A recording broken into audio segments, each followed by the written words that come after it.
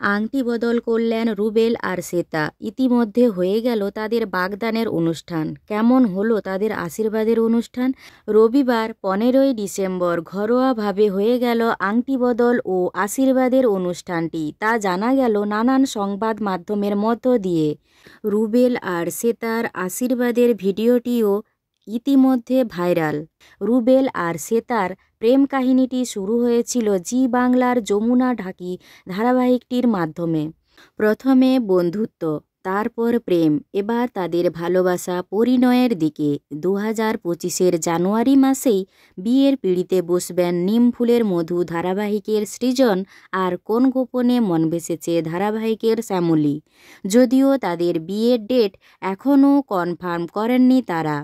আশীর্বাদের অনুষ্ঠানে শ্বেতাকে দেখা গিয়েছিল নীল রঙের শাড়ি, গোলাপি ব্লাউজ আর নানান মানানসই গয়নায়। খুব সুন্দর দেখাচ্ছিল অভিনেত্রী শ্বেতা ভট্টাচার্যকে।